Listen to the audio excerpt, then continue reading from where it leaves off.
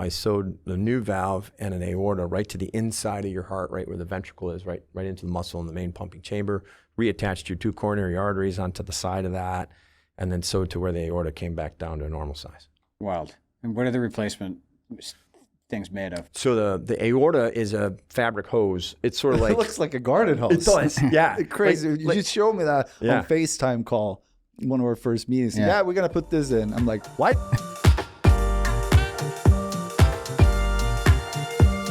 Hello, everyone. Welcome back to Club 30, episode 23. I'm Henrik Lundqvist. And I'm Jay Liddell. Hello, Jay. Hey, Henky. We're back. We are back. Sometimes it feels like we never left, and that's a good thing. That is true. About, let's see here. Is it 20 years ago? Yeah, almost 20 years ago. I found out that I had a heart condition. It was actually the year when I was moving to New York. They found that I had an issue. So for about 15 years, I had to keep it in check. And every year was different tests and everything was just steady, you know? So I never really thought about the consequences down the road. Yeah. And then a couple of years ago, I had to go in for the open heart surgery. And today's guest, Dr. Henrik Roselli, was the surgeon that did the surgery. Amazing. And I have a lot of questions because it won't be my only surgery. I'm going to require more surgeries. I see. Down the road. Yeah. But again, I'm so happy to have Henrik here today. Yeah. To talk about that experience. And I don't know if our listeners have watched my documentary that's out now on Netflix, Open Heart. But Henrik is in the documentary talking about how we met and the surgery itself a little bit. But there's definitely more questions for me, even though I've had opportunities to talk to him last couple of years. Yeah. It was definitely a unique experience for sure. But with the documentary, it was a strange process because while I was going through it, I was in such a good place at times because I worked so much on myself. And I felt like, wow, I really want to tell this story, like the power of finding happiness when life is really turned upside down. And it was definitely a learning experience, but a powerful experience as well to go through it and to talk to, the director, Jonathan Hawk, while we did this project. So if you haven't seen it, check it out on Netflix in North America and Scandinavia right now. Yeah. Before Henrik comes in, how did you get linked up with him? Did you know of him or did somebody recommend? So we had a lot of calls with different doctors, and one of the doctors that was involved in this process when we understood, okay, I'm going to need an open heart surgery. Right away, he said, you need to go see Dr. Henrik Roselli in Cleveland at the Cleveland Clinic. Yeah. And my first reaction was like, oh, well, that's not very convenient because I live in New York City. So obviously there's a lot of good doctors in New York City, no question about it. But his response was pretty much, well, this is not about convenience. It's about your life.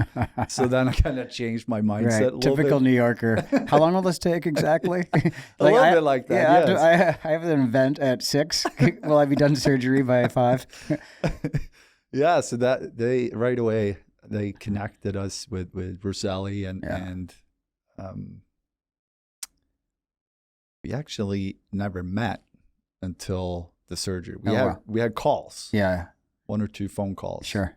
But I never saw him until it was game time. Oh, wow.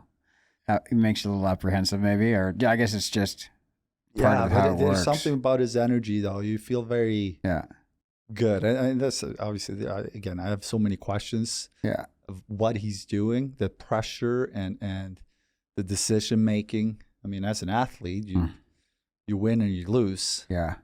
But for them in that field, it's life or death stakes. Yes. Yeah, right. It's funny. I've never had a heart condition, but I have been the recipient of a bunch of surgery things, related to accidents. And often, obviously, as time passes, your reflection and your relationship to that moment kind of evolves and develops. What are you feeling now about, that time? I think some things you forget. Yeah. You forget how intense it was. Yeah. You forget, the tough stretches at times. It's really when you sit down and really think about it. It's like, oh yeah, that's right. It was pretty rough at times. Yeah. But there's definitely moments that sticks out that you remember that was really strong. Yep. What you felt, or because it was challenging. I think to get an accurate kind of description or like kind of feel of that time, you ask your loved ones, your friends, like people that were around you during the time. Because I know, like in my experience, all of those people still have much more vivid memories of like specifics than I do, because I intentionally kind of suppress that. You had a really bad biking accident. Yeah. It's 10 years ago? Yeah, just more now. It was 2010, but I mean, you broke how many bones in your face? Pretty much all of them. It's like it's when your whole face separates from your skull. So all of the attachment points from your nose to your jawbones, all the way through, were shattered, and my face was compressed back into my skull. I remember visiting you before you had surgery. Yeah, it looked like a balloon. You're right. Your face, unrecognizable. Yes. Yeah. And I remember, when you say you remember like specifics, I remember when my parents came down from Canada to visit me, and all you guys were walking in, and I could see how bad it was. But I was watching your face and my parents' face when I walked in, and I could see by their reaction how bad it was. And of course, I wasn't really thinking that clearly. I was like, man, this is for real. And then I was just really nervous and kind of scared. Yeah. And you required how many screws and plates? I don't know. It was a lot. Yeah, my whole face is now titanium. Probably. You look great. Oh, thanks. I mean, a lot of us, we were joking, you look even better now. I don't know. I asked the doc when he put me back together for the Henrik Lundqvist package, whether there was some sort of legal issue. Speaking of looking good, and to raise the mood up a little bit here, look at you in the suit. I mean, this will be the first episode in a suit at Club 30. I got hit with the New York traffic today. I was uptown for a charity event. I was supposed to go home, change, and come back up, but there was not a chance I would make it. So today we're doing Club 30 in a suit. I'm in jeans and boots and a shirt, regular shirt. So, well, we changed it up today. We're mixing it up. A suit for the super doctor. That's right. Speaking of, let's get him in. Yeah, let's bring Eric in.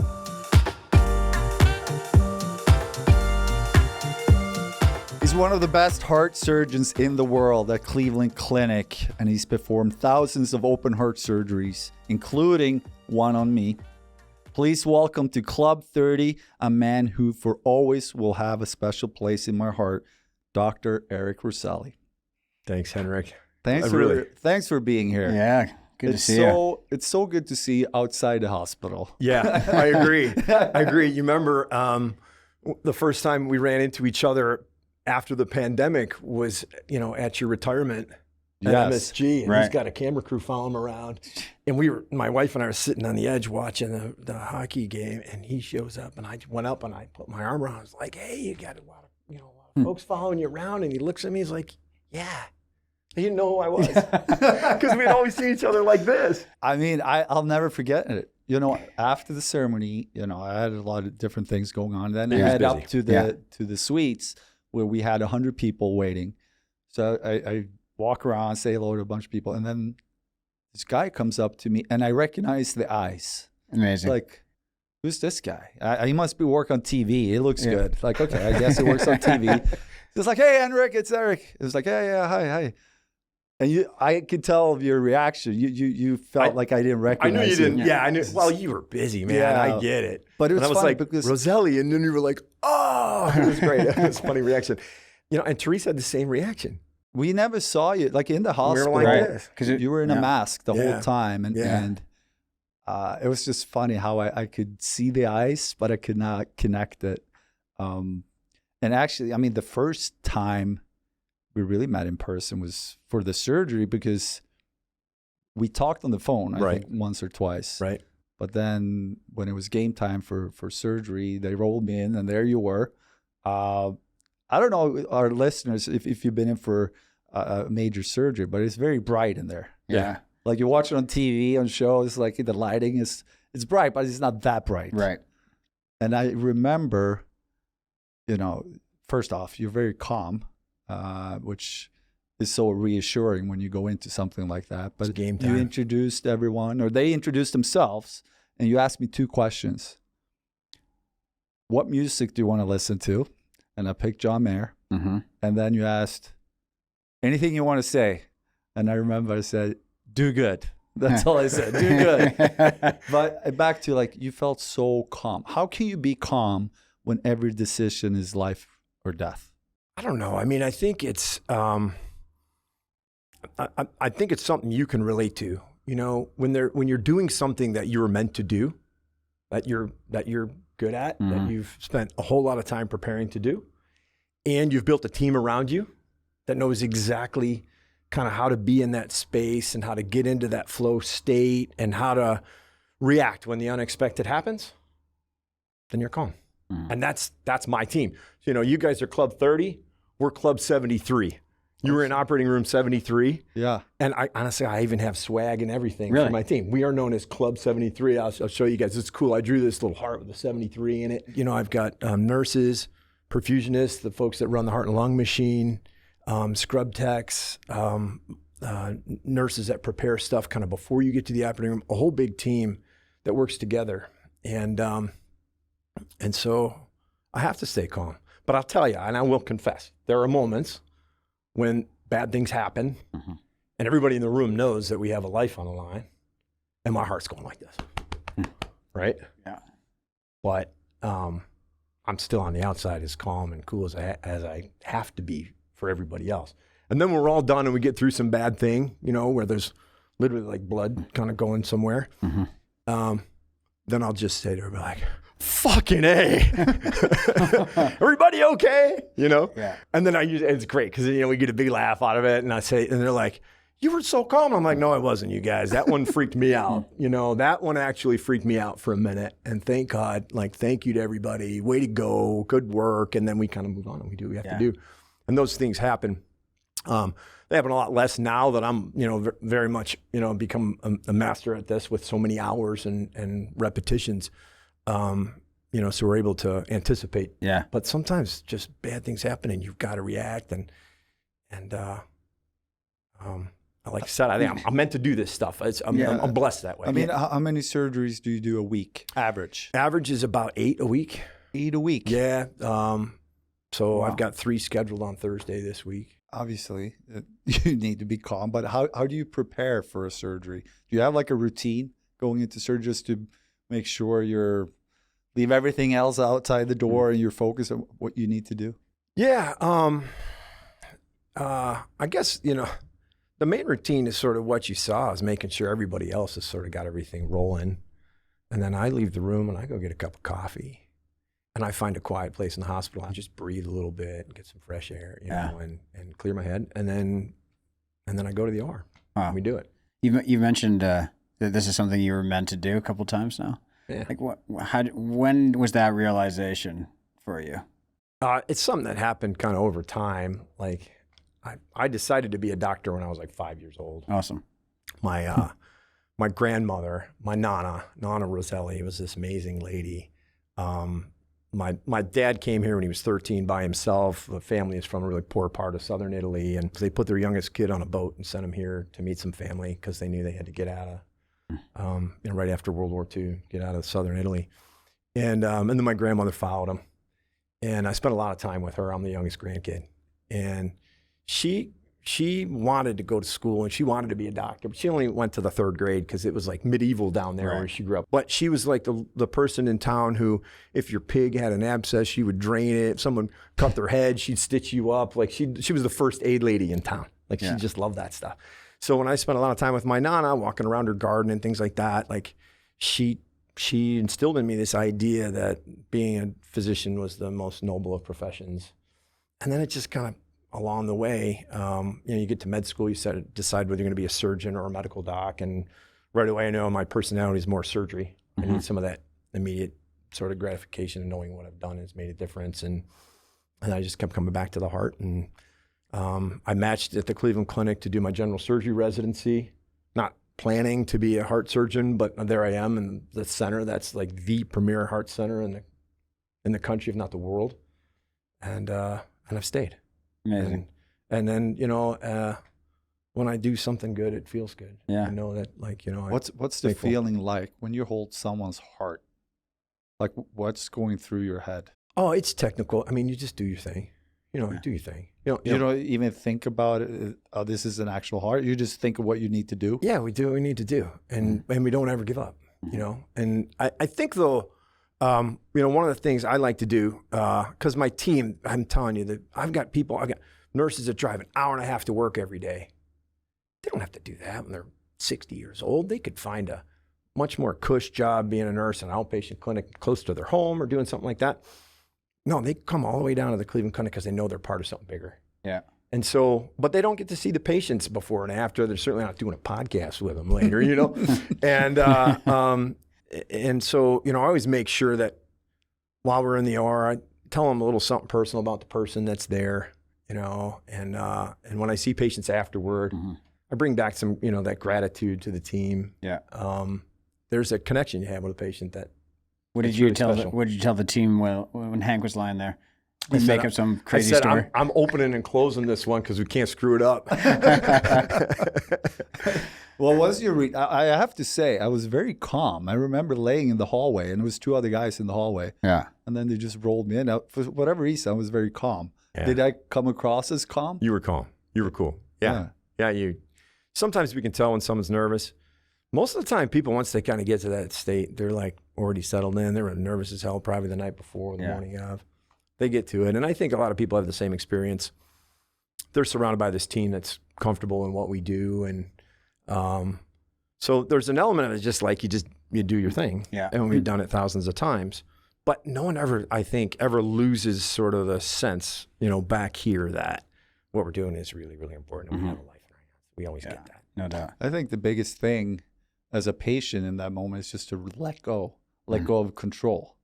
Like I'm as a person, I'm used to be in control and like if I do this, I'm gonna get that result, whatever. But in that moment, you just have to rely on them. Then you just calm down. But if you try to control that situation, it's gonna be stressful, right? Yeah. So I think like your surgeon is the trust, and the anesthesiologist is your bud. Yeah.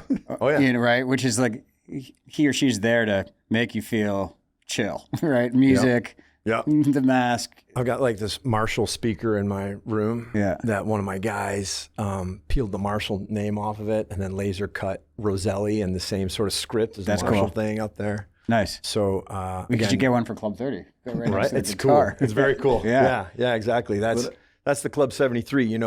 We have a good time. Yeah. We work late.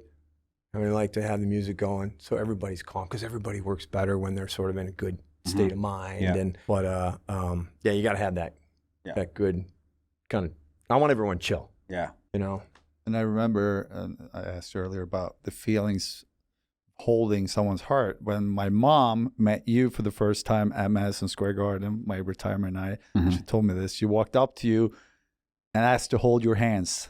Yeah. Because your hands held my heart. She kissed my hands. She kissed your hands. She did. It was like, like when I brought Heather to that night, we were all excited to be a part of that. Thank you so much for including us. I mean, we really had so much fun and, connected even more so with you and your wife and your friends. We hung out pretty late night. Yeah. I mean, it was great. It was a great night. Yeah. A great time. And I was telling Heather how much she was going to love you guys. And then right when, Therese brought us over to your mom and your brother and your family, and he's kind of a big deal, right? Especially that night. You're kind of a big deal that night, that right? night he was a big deal. And yet your family is the warmest, sort of so welcoming. Your mother kisses my hands. I'm like, what what a humble act, you know? I mean, like, it was so sweet. I like held her hands for a while, you know? It was so nice. I mean, I'm sure you meet a lot of family members, obviously, in a very stressful situation. Yeah. So those reactions, like, it's awesome. It's awesome. It's, you know, like, I love my job because I get to be creative and, you know, and again, it's something I'm good at. Okay. And I know that.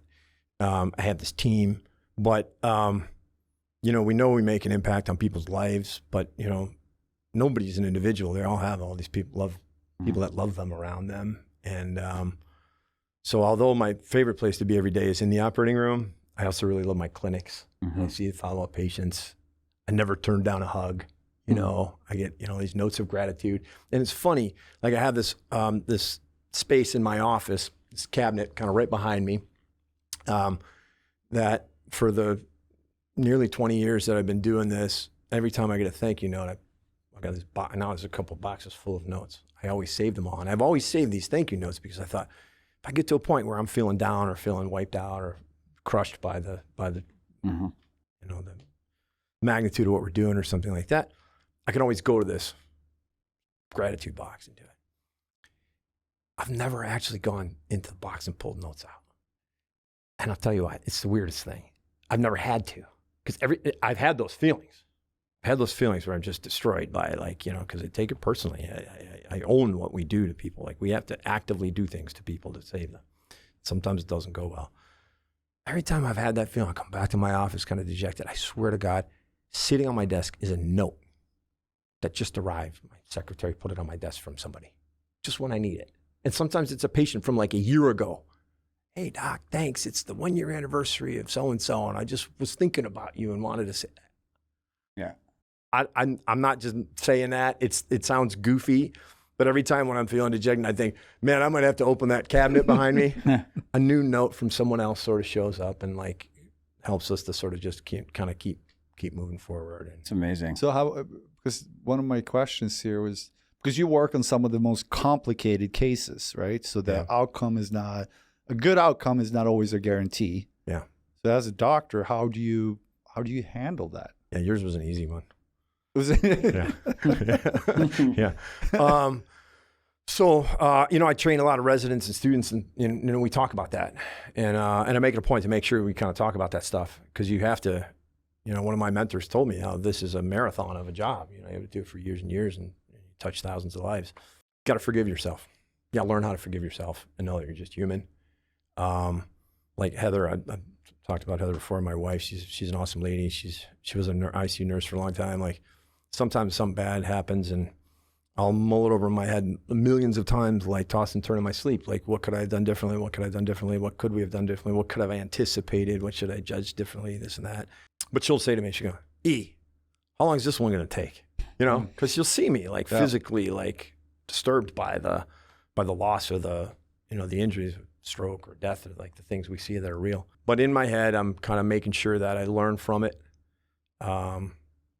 You know, make sure that it was something that I'll carry on to, you know, someone else to help them out. And then I find a way to just forgive myself that I'm not perfect, and I can like become more perfect though. That's what we aim for. Like, we want to get better and better all the time. Yeah. When you do go home, are you good at putting everything aside and be just home and relax? Or like I when you talk, I think about how I was playing. You come home and you think about your game, and you think about the game tomorrow. And it's like, well, when things are going really well, it was kind of easy to just let go and have fun. But it was when things are not going well, oh man, it's like overthinking it. Yeah. And like, wow. My win percentage is like 98, 99%. it needs to be, right? So, you know, yeah. So, Mine was not. Yeah. So I'm in a different game. But yeah, so I come home and I don't know, I guess you ask my wife and kids, I think they'll say I'm a pretty good husband and dad. So like, because I can kind of step away from stuff. Yeah. But sometimes I'll just tell them, I say, you guys, I just need a minute. Like, today was a bad day. And I share it with them. You know, I've always, even my kids are little, I told them, like, hey, you guys, you know that I always want to be with you. Sometimes I can't. You got to share me with patience. That's just the way life is when you got me as your dad. But you know that, like, I'm not off doing something, you know, if I'm not here doing something random, I'm usually doing something important. I'll be with you. And, you know, my son always, when he was little, he used to say stuff like, and before he goes to bed, he like, Dad, what are you doing tomorrow? Are you saving people or are you talking to people? Like, am I going to be in the OR or in the outpatient clinic? You know, Yeah. like he would That's get awesome. excited if I was operating on people, you know. Is it common to have like these kind of long-lasting relationships with ex-patients? Yeah, one of the things that I mean, you're going to be good for a good long time. You may never need me or not for a real long time, but a lot of my patients have problems where, you know, we fix, for example, like some of the complex aortic disease, like the Marfan's patients that we're going to be celebrating tonight in New York. I might fix one segment of their aorta and then have to operate on them again. Some patients I may operate 5-6 times throughout their lifetime, so I keep track of them. Usually it's a one year, you know, an annual visit, some imaging study. I tell them everything's looking great. See you next year, kind of thing. So we build these long relationships, and a lot of times the things I treat are these genetically triggered things. So I might have a father and a son and a sister and a brother and cousins and a bunch of family members. So yeah, you make connections. It's pretty cool. Cool. And I think of, you know, you said earlier, everything went great with my surgery. I do remember those first few days after surgery. It was pretty, they were challenging because it couldn't really, my heart rate couldn't really settle in. Yeah. I remember it was like, my heart rate was at 120, even though I was laying there. So it felt like it was constantly working out, even though I was, again, laying there. And it felt like, the funny part is, it felt like I was part of the show House. I was laying there and the nurses were in there, and suddenly this team of doctors came in, like 4 of them with notebooks, and like, all right, let's say, are you going to try to figure out what's going on here? And that went on for like 2-3 days until they figured out day 4 or 5. I remember those first few days. It was exhausting, but the funny part was that. Just, okay, this is how it is at the show House. Like So you mentioned, you know, this, like having to let go of control. Well, that was probably a little weird for you, right? I mean, what can you tell me that I can learn from your experience as a patient, having been in that vulnerable situation? We could do better. I was just so impressed with the care. Yeah. Like I felt safe. I just felt like I was in the right place. So I never questioned anything, and that made me relax and let go. Yeah. I think that day 4 or 5 was the toughest part, when they had to send me back in for a second procedure. I don't remember exactly what they did. They kind of not restarted the heart, but they had to do something to. Yeah, they cardioverted you. Yeah. And Shot after your that, rhythm. I turned the corner. But that was the only challenging part. But I loved how, you know, your team and the calmness, and it just felt like everybody knew exactly what they were doing. So there was no room for questioning or. It's a pretty cool place where I work. I mean, we've got expertise at every level. Yeah. It's pretty cool. But a couple months later, it wasn't so easy. Then I came back with the pericarditis. Yeah. You know, and I didn't realize I had it until I went for my 3-month checkup. Right. And I was actually on the treadmill running. And they came in, it's like, stop running right now. You should not be running. It's like you have pericarditis, which is inflammation around the heart. Right. Can we actually go back to the start? Yeah. Can we just talk a little bit about, like, you said it was easy for Hank. Maybe explain it in English, and then kind of walk through the evolution of like what that is. I mean, okay, so the way I explain it, it's like my heart was leaking and my aorta was growing too fast. And then in terms of fixing that, I don't know the medical terms for it, but. Yeah. So what he had was actually something he was born with. And again, I'm still like amazed by the human body and the heart and the way we go from being, you know, a ball of cells into this, what we are. It really is miraculous to me. And so in the first trimester, when you're all forming and you're in this embryonic state, your heart is already formed by like 9 or 10 weeks. And one of the most probably elegant mechanical structure in your body, it's not your knee or your shoulder, and I'll argue with an orthopod about that all day long, it's your aortic valve. And so where the heart muscle forms and when the aorta comes together, there's these little lumps of tissue that then become this valve. That's like a check valve. So every time your heart beats, this thing opens and closes. And the way it forms is this really elegant structure. Like the first guy to describe the structure is Leonardo da Vinci. There's these amazing drawings that Leonardo did just because he was like illegally taking cadavers. And it was one of the structures he spent a lot of time drawing because the guy was so brilliant. He recognized its elegance. And so in 2% of people, it just doesn't form right. And that's what you had. And there's this whole sort of pattern of how it forms abnormally. Sometimes a little kid needs surgery for it. Yeah. And some people, they have this abnormally formed, bicuspid valve that causes them trouble when they're, usually in their 50s or 60s. Some people are 80 and it doesn't ever cause them trouble. So half of the people that have that problem with their valve that's not formed right also form an aneurysm. You had both things sort of failing on you. So despite never having a normal valve, you ended up to be pretty normal guy except for that valve. Yeah. And the aorta takes a beating from the flow through that valve being abnormal and then grew into an aneurysm. And both of them sort of reached a point where if you kept going, you were going to put your heart at risk of having sort of structural changes to your heart that would shorten your life. And so what we did in the surgery was cut it all out and replaced it. So I sewed the new valve and an aorta right to the inside of your heart, right where the ventricle is, right into the muscle in the main pumping chamber, reattached your 2 coronary arteries onto the side of that, and then sewed to where the aorta came back down to a normal size. Wild. And what are the replacement things made of? So the aorta is a fabric hose. It's sort of like... It looks like a garden hose. It does, yeah. Crazy. You just showed me that on FaceTime call. One of our first meetings. Yeah, we're gonna put this in. I'm like, what? Yeah. I have some. Home Depot. Home Depot garden hose. Yeah. Wow. It's like the red cabinet with the fire hose in school, the white fire hose. Yeah. It's like that white fabric stuff, just a little bit smaller, but pretty big. It's like that big around. Wow. I was surprised. Yeah. Wow. And then the valve is made out of bovine pericardium, which is the tissue around a cow's heart, and so it's chemically treated. It's like a really fancy tan piece of leather. Okay. Not Italian leather, but California leather. Yeah. And isn't there a mechanical version of that too? There is. The mechanical one is titanium and what they call pyrolytic carbon, which is like a ceramic coating. Uh-huh.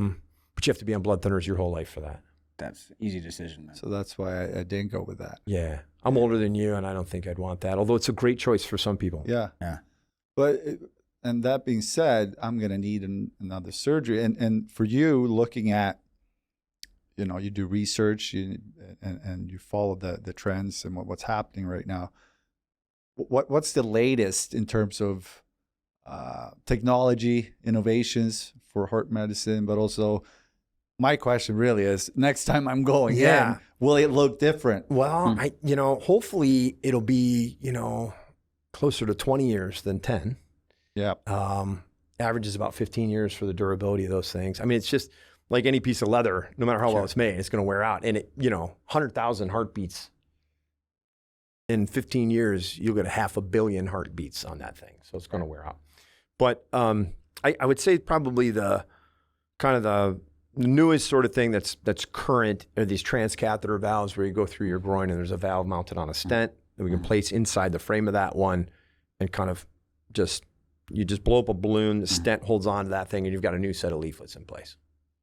We don't know how durable those are when you use them that way because they're first designed for older patients who couldn't get anything done. But we've used that technology now for about 15 years, and another decade or so, we'll have a better sense of that. Mm-hmm. Or there's some really cool stuff. It's a little bit further down the road. Some very cool cutting edge stuff that's sort of in the realm of what we call regenerative medicine. There's a guy in Switzerland I know, he's doing some really cool stuff where it's basically growing valves from a cellular matrix. So they're kind of creating a valve that's basically just growing into this living structure. Wild. It looks really cool on the outside. And it looks like a totally normal living valve. When you sort of parse it down and look closely at it, the microstructure is not quite the same as a living thing. So we have a long way to go before we understand where that role is going to be. It probably first will be used for little kids who are growing and need something that's alive that will grow with them.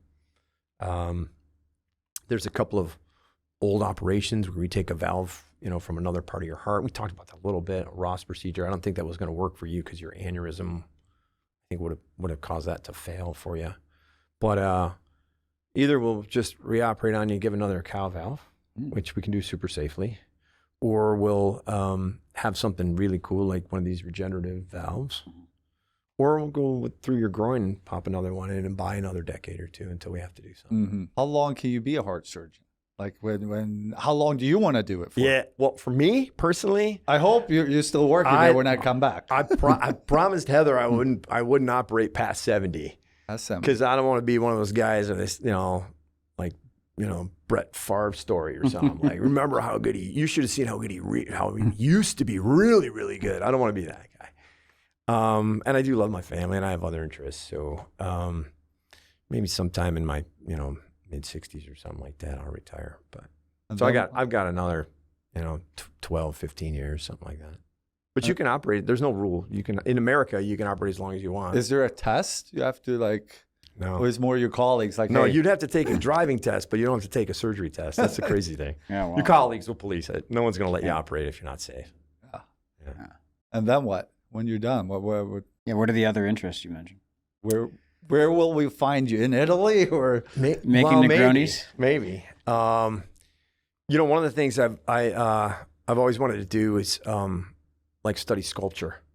I paint, I draw. It's something I'm interested in. I'm going to ski until I can't do it anymore. I'm trying to get double-digit ski days in every year. So, likewise. What outside of sculpture, what medium are you painting in? What are you, acrylic? Acrylic because it's easier. Yeah. I have used some oils, but I don't have time for that. So you are like a little Leonardo da Vinci? No, it's just something It's great. I like to work with my hands and my eyes and stuff. Obviously, the heart, it's so important. Is there anything you can tell our listeners in terms of awareness, heart health? Yeah, look at this guy, right? He had heart surgery and it looks and functions as awesome as ever. A lot of people get a diagnosis when they're young, and it sort of blows their mind and throws them off. Sure. And I get it. But pretending like something isn't there doesn't make it go away. And as medicine keeps getting better and better and better, and our therapies get better, and we can do things safer, what we're learning is that by being more proactive about stuff and staying ahead of it, you can kind of get back to living really high quality life and do it well. So because the big thing is obviously you need to check yourself and just be aware of it. And then again, for me, I moved here and that's when I realized I had an issue. So yes, it was stressful until I had the facts. Right. Mm-hmm. And I knew, okay, well, I played another 15 years and it was just every year I had to check it and it was steady. It was steady. And that made me feel comfortable and confident that, I could play at the level I want to play at. Yeah. I just didn't know when things were going to turn. Right. Yeah. Because when they did, they turned pretty quickly. Yeah. A lot of different things. Is that common around a certain age or a certain number of heartbeats? Everybody's different. Yeah. That's why we'll monitor something with, every 6 months or a year or something like that. Yeah. And we try to guess when it's sort of going to hit some sort of threshold. And, we've learned to be more proactive and treat things a little sooner because we want to kind of give people good long-term outcomes. But I think what you touched on is really important. I've always been so impressed, and I meet people from all walks of life. Some of the toughest looking guys and some of the not so tough looking people sometimes have these really kind of horrible things they have to deal with. And I'm always amazed at how courageous people are when they're faced with these bad life and death situations. And the thing that people, I think, fear the most is the unknown. So, I've learned, and I teach my residents and everything else, do not bullshit your patients. Yeah. You tell them like it is. You can be compassionate. You don't have to be coarse about it. Yeah. Even if you don't have anything to offer, you can still be compassionate and empathetic about it. But people want to know. Yeah. Like sometimes the therapy I provide to some 90-year-old patient or something like that is that we don't have an option to treat you. And they start asking me questions about what it's going to look like when they die. Yeah. And I hold their hands and I talk to them about it and I talk them through it. And then they have this relief on their face because they don't have that unknown. I'll tell them how much time they have. Nobody ever knows that. But I think, embrace knowledge and seek the knowledge if you have some diagnosis and don't fear it until you know more about it. you know, and it's okay to be afraid of the unknown, but get more knowledge about stuff and make sure you've got a physician and a team around you that, you know, helps you gain the knowledge. Because I think when you know more about what's going on, we don't know everything, but when you know more about going on, it sort of empowers you to sort of get through stuff and move forward. Nice. Right off the bat, you talked about two things. One was you're meant to do this. The second one was the team around you. Can you talk a little bit about like how you select who makes Club 73? Yeah. Well, I actually count on the team around me to help make that decision. It's not just me. Yeah. And it's the weirdest thing. You know how like you just make friends with people sometime? You know, like, yeah, we have this thing in common, but we also connected in some other way, and then like we stay friends. It's the same sort of thing like in the operating room. Sometimes there's someone like that's in there and I don't know, they may act a little goofy or say something like that, and it might drive you totally nuts. You know, like they don't vibe with the team. Or there may be someone that has sort of a funny way about them and it's endearing and like they're like, I'm calm and they're like part of the team. So there's something like that you process in your posterior cranium, you know, that they have to sort of fit like the vibe with the team. I want someone who's curious. I want someone who's going to want to improve. And I want someone who knows sort of like when to be serious, but also, you know, can kind of keep things sort of light at the same time. So it's a group decision. It is. You get voted in and voted out. It is.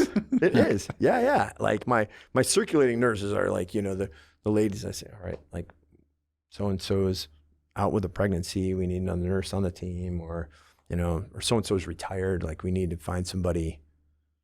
Tell me if there's somebody you're like, you know, thinking about that you guys kind of, because I don't see, you know, everyone's on their best behavior when Roselli's around, right? But it might not be the same when they're prepping the room and stuff like that. They got to be able to communicate well. Communication's huge. Yep. They got to be able to sort of have a certain demeanor when, you know, when things are stressful, or when, you know, and so we talk a lot. Have you ever been surprised by somebody who didn't think would fit the culture of Club 73 that really shone? Yeah. There's you know, that there's this one woman used to just ask, like, you know, like she'd always ask these questions about stuff, and it'd be like the worst time to ask a question, which I thought would like drive me bananas. Yeah. But like she was so curious, you know, that I loved it. It's like she reminded me of like my niece or something. Like that. And I'd be like, and I'd stop and I'd be like, great question. I don't know if there was the right time to ask it, but, you know, and there was something about her that was just so endearing, and everything else she did was, you know, great. So yeah, there's things like that happen. We're going to hang out tonight, by the way. You're receiving an award tonight. We talked on it earlier. Inspirational Excellence. There's you and a few other doctors. It's a team. Yeah. At the Heart Work Gala in New York City. Yep. I mean, you're here to hang out with us, but you're also in New York City to receive the award. Club 31st. I don't know what comes first, but we don't have to talk about that. But could you just talk about that a little bit, the award and the team that's getting recognized? Yeah, it's the Marfan Foundation raises money to do research for connective tissue disorders and aortic disease. And they don't focus just on Marfan's disease. There's some other, again, as we've learned, other genetically triggered causes. One of the things I'll talk briefly at the thing tonight is about how learning about a few things where there's that we understand where there's overlap in disease states literally translates to a whole bunch of other problems that are similar as we understand more. So it's a fundraiser and a time to give the team at Cleveland Clinic some recognition. And you know, it's interesting. Aortic disease is the fastest growing sort of subsegment of cardiovascular disease. We're starting to realize more and more people have this as we sort of learn how to look at it, as we learn about the genetics behind it, and we're starting to screen people for it and become better at treating it. And so that's that event tonight. And it's nice to have a moment like with all these folks that I work with, you know, like we stop in the halls and, you know, we nerd out on heart stuff all the time. Yep. And we're friends. But it's nice to kind of be away from the hospital and have a minute to have a night together. So it should be fun. That would be great. Yeah. Happy to be part of that. And check it out. Absolutely. Yeah. Eric, have you watched Open Heart yet? Have you seen your segment? Oh yeah. What'd you think? It's awesome. Yeah. It's fantastic. So that was the last time we saw each other in New York City. That was for Tribeca Film Festival. I mean, at Tribeca, I was all excited to be there I was excited for you and everything. And then, you know, you had us sitting in the front row, and like all of a sudden, I didn't even realize the first phone call I had with you guys that your wife had recorded it, I think, Yeah. or something. But I was elbowing my wife. I was like, oh, shit. I go, that sounded pretty good. That was not bad, right? It's just, Yeah, that's great. and then, and the other stuff, I didn't know how much of it was going to be in the film, but, that was exciting for me to see that. And I love the whole premise of, your idea of exploring this idea as a high-performing guy who's given so much of your life to something, to open your heart. Beautiful. It's kind of crazy that we ended up actually opening your heart, but opening your heart in a figurative sense and sharing with us, like, the process of going, from one phase of your life to the next. It relates to everybody. It relates to everybody Sure. that cares about what they do. We all face this time. We have to kind of move on, and I hope not everybody is sort of tested during that phase to actually meet me under the knife. But of course, you did that so well, and the film is awesome. And it was fun. Like I invited all the doctors that are involved in the process to Tribeca for the premiere. Yeah. And some of them I only talked to on the phone. Right. I never met them in person. So it was just great to have everyone there and to share that night. And one of the reasons why I wanted to do the film was to, for me, I was in such a good place mentally. Yeah. And it was almost like, wow, I feel really good. I'm happy. Like I'm really finding my ways here. And part of me is like, I want to tell that story in a way. Yeah. Because it changed so much going from an athlete to now next chapter, and just finding that happiness was kind of cool to feel, because I thought I would be devastated, and it was just the end of something that I loved so much, but it was working on myself and being able to just change so much in how I approached a lot of things. That was cool. Yeah. And I hope that people, I've already received so many messages. So if you're listening and you sent me messages already, thank you. It means a lot. Like I've received so many messages over the last few days. People that watched it have been through similar or just a tough time, and they somehow find strength watching it. That was kind of the goal. Mm-hmm. You did it. So you did. You it shared makes that me message feel, really well. Yeah. Really good. So thank you to everyone that been sending me messages. It was funny. So Hank was stuck in traffic uptown, and he usually picks me up on the way uptown to the studios, and we have the same guy that drives every day. And he's like, I'm kind of happy that Hank isn't here, because I just wanted to tell you, I was 38 years old when I had open heart surgery. And no kidding. Yeah. And so he watched it last night, and his daughters were encouraging him to watch the show. And he didn't know that it was Henrik was in the movie. He just knew that it was about open heart surgery. Yeah. And he's like, I got to watch this because I had this. And it turns out, he's the guy that he's working with for the last 3 years. That's cool. And he was really touched. And so, Sunil, if you're listening, that's great. Thanks. Yeah, really cool. Even people who don't have heart surgery, I think, the way you sort of explored that process there's a lot of parallels. Yeah. Fantastic. Yeah. I'm getting a bunch of feedback from my friends who've been watching it too. One of my buddies is a big Pittsburgh Penguins fan. Said he always liked you, even though you always beat him. That's the wrong team. Yeah. He said, I knew I always liked the guy. And I watched the movie. He's a gentleman. And I said, yeah. I said, yeah, he is. I started the show by saying, you will always have a special place in my heart, and you really will. Like, I know it's your job. You do it every day, but it's I was just so happy the way things played out, and I love the fact that you met a big part of my friend groups and family, and same. We'll see if I see you back in the Cleveland Clinic in 10, 15 years, who knows, but until then, let's have fun, and thanks again for being here. Thanks Henrik. Thanks Jay. I really honestly think I feel this way, that it's a special privilege that you put your trust in, and especially since I've met your whole family, you all, and your friends and everybody else, you put your trust in me and my team to take care of you, and that means a lot to us. And thanks for this opportunity to chat with you guys as well. Really Thank you. Yeah, what an honor.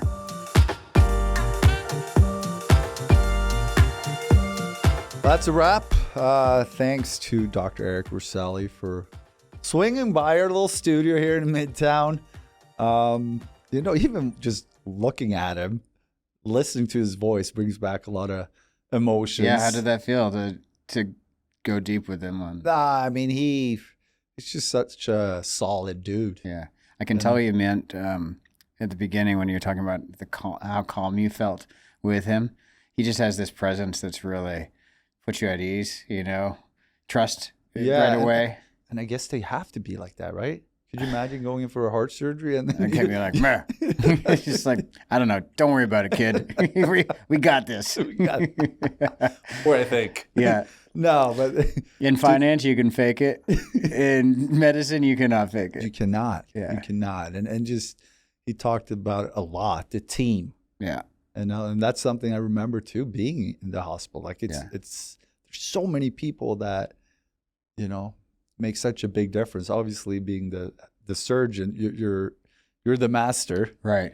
But just so surrounded by so many talented people to make it work. Totally. But at the same time, like when things go wrong, you're responsible for all of it. Yes. You know, being able to handle those two things, building that team, trusting everybody, but then ultimately being responsible for those 1 or 2% of cases that don't go the right way. That must be, that be hard. Yeah. The importance of having a good support system and outlet, I guess, becomes even more important. Right. I'm sure. Yeah. I just like him. No, but, and I started also the show by saying it's always so nice to see him outside of the hospital. You know, we saw him Tribeca Film Festival, and I saw him in Cleveland outside the hospital there, and then Jersey retirement, and even though it brings you back to where I was, it's still I love people with great energy. Yeah, and he has that. Yeah, and it probably feels like progress too. You know, if the fact that you can be hanging out with your heart surgeon, you know, it's 2 or 3 years on later, that means it's progress. Yeah, right? By definition. And yeah, I think. Speaking for, you know, our friend group and obviously all of Rangers fans and hockey fans, it's a ton of gratitude for the guy, right? We're happy you're here with us, and so that's pretty cool, you know. Yeah, and on that note, I already said, I want to say it again. Thank you to everyone sending me messages for Open Heart, the documentary, now streaming on Netflix. You know, to see that it has an impact on people in a positive way. That was the goal. It makes me feel really good about the project. So thank you for that. That was episode 23, everyone. We have one more. That's right. For season 3 next Wednesday. But until then, have a great week, everyone. Thanks for listening.